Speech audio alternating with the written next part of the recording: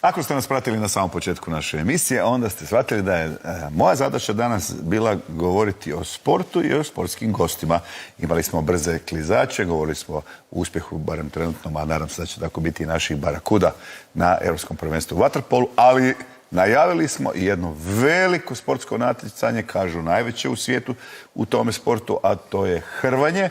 To je Grand Prix Zagreba koji počinje 10. kako se ne varam, siječnja, dakle sljedeće srijede. S nama su i gosti, odnosno 2 gosta i 1 gošća. S nama je Anton Đok, trener muške reprezentacije. Dobro jutro. Veronika Vilk, naša reprezentativka, do 17 godina. Još uvijek to? Ne. Ne, nije. Sad je do? Sad sam junior do 20. Do 20. I Filip Šačić, također reprezentativac. Dobro jutro. Dobro jutro. Dobrodošli. Anton, ozbiljni ste jako? Da, to je zbog priprema? Zbog priprema. Pa i Hrvači su morali biti ozbiljni i boli ih uho stalno ovoga. Antona često vidim ovdje, barem 2 puta godišnje, kada je neko veliko natjecanje međunarodno i kada je Grand Prix Zagreba. Je li stvarno to jedan od najvećih? Je. Znači, to je sad doslovno, nije da mi sebi sami laskamo, nego u kalendaru svjetskog hrvanja Zagreb Grand Prix je obilježen kao najjači turnir na svijetu. Što se tiče konkurencije, što se tiče brojki, što se tiče organizacija, toliko smo podigli nivo da smo stvarno najjači turnir na svijetu. Ja znam da je grčko-rimski stil hrvanja u Hrvatskoj iznimno. Ima dugu tradiciju, pogotovo u središnjem dijelu Hrvatske, ne znam, Lika, Petrinja, Zagreb, ali baš da smo dobili tako veliki turnir, čija je to zasluga? Pa to je zasluga, mogu reći, dobra organizacija našeg Hrvatskog saveza, Zagrebačkog saveza na čelu sa Milanom Pavelićem, koji je predsjednik saveza, i mogu reći, organizacijski smo dobili stvarno veliko priznanje od strane naše svjetske Hrvačke federacije, gdje smo, evo sad mogu reći po prvi puta i javno, dobili prvenstvo svijeta za seniore 2025. godine. Vlada Republike Hrvatske nam je dala pismo namjere za podršku i to je u povijesti od samostalne Hrvatske. Imali smo prvenstvo svijeta u rukometu i ovo je drugo prvenstvo svijeta u olimpijskom sportu u povijesti naše države. Samim time je nama pripala čast da budemo drugi sport u državi koji je dobio to domaćinstvo. To vam sve govori. Naravno, i to, rekao sam na početku, jedan od najstarijih, ako ne i najstariji olimpijski sport. Tako je, da. I mogu reći jedan od najtežih sportova. I kažem, sad kad podvučemo neku crtu, kad gledamo turnir, kako Zagreb Grand Prix je narasao i to je bio neki logični slijed sa tim organizacijskim... Da dođe do svjetskog prvenstva. Tako je. Znači, grad Zagreb se pokazao kao vrlo, vrlo dobar domaćin. Imamo hotele blizu dvorane i mi Hrvati mogu reći da smo postali, uz naše dečke Hrvaće i Hrvačice koji su stvarno narasli, mi kao organizatori smo postali stvarno dobri. Hrvati, Hrvači, to ti je sve slično. Veronika, u kratkom periodu smo slavili zajedno i europsko prvenstvo, pa onda i svjetsko prvenstvo. Što se nakon toga događalo? Pa nakon europskog i svjetskog zlata ništa. Imala sam mali period odmora i odmah smo nastavili pripreme za dalje. Evo, više nisam u 17, sad sam prešla u 20. Tako da i ovaj Grand Prix će mi biti zapravo drugi seniorski turnir. Prvi je bio Poljska, tamo sam bila 3. isto je bila jaka konkurencija, ali evo, drago mi je što ću uopće nastupiti na ovom natjecanju i to u olimpijskoj kategoriji. 68. 68 i što su mi uopće savez i trener pružili tu priliku. Dobro, jer ovaj turnir i prilika za skupljanje bodova za olimpijske igre ili se za olimpijske igre već sve zna? Pa ja ne bi odmah na to, ja bi korak po korak, borbu po borbu, pa ćemo vidjeti što će biti. Kvalifikacijski sistem kod nas je malo drugačiji. Taj ranking turnir ne nosi bodove za kvalifikacije. Mi imamo još 2 kvalifikacijska turnira, to je europski kvalifikacijski turnir i svjetski kvalifikacijski turnir gdje se direktno Hrvaći među sobom bore za norme, tako da ovaj turnir nema veze sa kvalifikacijama. Ali šanse za olimpijske igre još ali ovdje, tako je. Znači, na ovom turniru će se već vidjeti ko je u kakvoj formi i na ovom turniru ko uzme medalju, taj zna da može biti svjetski medaljaš, čak i olimpijski medaljaš, bi se usudio reći. Filipe, očekivanja? Očekivanja, eto, zadnje 2 Zagreb Opena, ja sam bio u finalu, bio sam 2. mjesto sam uzeo i ono kad kažu 3. sreća, čekuje se 1. mjesto, ali naravno to je jako teško postići s obzirom da će biti preko 250 natjecatelja samo u grčko-rimskom stilu, ne znam, ja mislim da je oko 700 natjecatelja sveukupno da će biti sa svih gotovo kontinenata, tako da jako teško će biti, ali mi smo spremni, radili smo dobro i vjerujem da će i muška i ženska reprezentacija to pokazati. Koliko se tu kalkulira s kilogramima?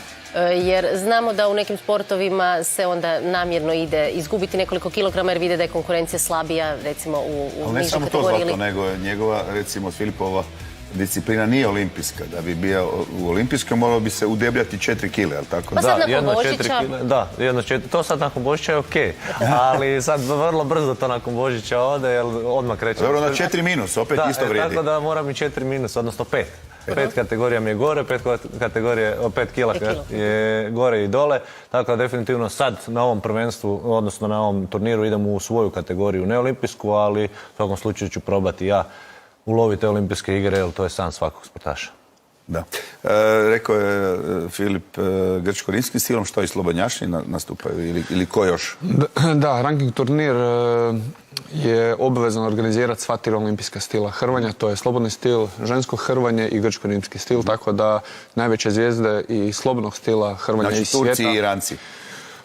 Amerikanci, A i Amerikanci. tako je, Amerikanci, Rusi pod neutralnom zastavom dolaze, tako da slobodni stil dolazi stvarno najveće zvijezde slobodnog stila Nekad su i dolaze. oni bili olimpijska disciplina, više nisu, je li tako? Tko?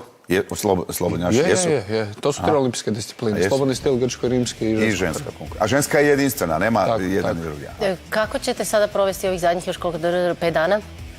Pa ništa, pripremat se, odraditi te završne pripreme, skidanje kilograma i evo, to je to.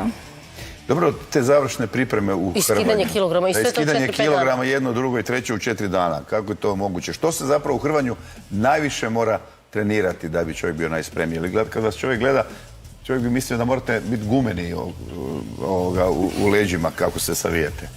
Evo, upravo gledamo jedan tuš ovdje.